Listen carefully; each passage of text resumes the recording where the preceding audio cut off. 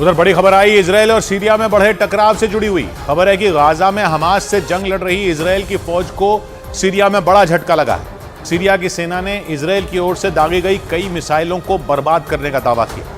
खबर के मुताबिक इजरायल ने सीरिया में मौजूद ईरान समर्थित हिजबुल्ला समेत दूसरे चरमपंथी गुटों के ठिकानों को निशाना बनाया और लड़ाकू विमानों के जरिए सीरिया की राजधानी दमिश्क और उसके आसपास के इलाकों पर ताबड़तोड़ 8 मिसाइलें छोड़ दी। लेकिन न्यूज एजेंसी रॉयटर्स के मुताबिक सीरिया की सेना ने इजरायल की ओर से दागी गई ज्यादातर मिसाइलों को हवा में तबाह कर उसके हमले को नाकाम कर दिया।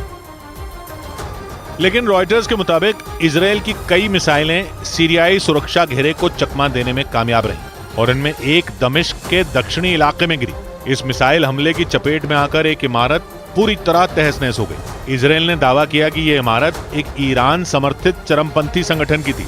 हालांकि इस हमले में किसी के भी घायल होने की खबर सामने नहीं आई। सीरिया ने आरोप लगाया कि इजरायल की सेना ने गोलान हाइट्स से दमिश्क और उसके आसपास के इलाकों में मिसाइलें छोड़ी। गोलान हाइट्स सीरिया का ही इलाका है, लेकिन 1967 से वहां इजरायल का कब्जा और इजरायली सेना भी वहां तैनात है। इजरायल कई बार यह आरोप लगा चुका है कि ईरान हिजबुल्ला समेत दूसरे चरमपंथी गुटों को हथियार पहुंचाने के लिए सीरिया के दमिश्क इंटरनेशनल एयरपोर्ट का इस्तेमाल करता आया है।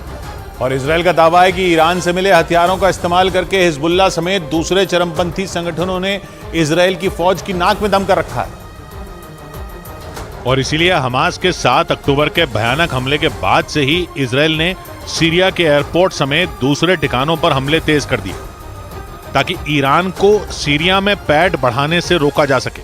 रॉयटर्स के मुताबिक इसीलिए इजरायल ने एक बार फिर सीरिया में ईरान समर्थित चरमपंथियों के ठिकानों और दमिश्क इंटरनेशनल एयरपोर्ट को निशाना बनाने की कोशिश की और इजरायल के लड़ाकू विमानों ने गोलान हाइट्स से दमिश्क पर एक के बाद एक 8 मिसाइलें छोड़ दी।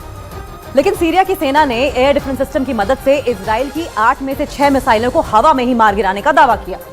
रॉयटर्स के मुताबिक बीते 10 दिन में इजरायल का सीरिया पर यह तीसरा हमला। इससे पहले 2 दिसंबर को इजरायली सेना ने दमिश्क के करीब हवाई हमले में हिजबुल्ला के 2 लड़ाकों को मार गिराया था, जबकि 4 रोज पहले भी इजरायल ने वहां हिजबुल्ला को बड़ी चोट पहुंचाने का दावा किया था।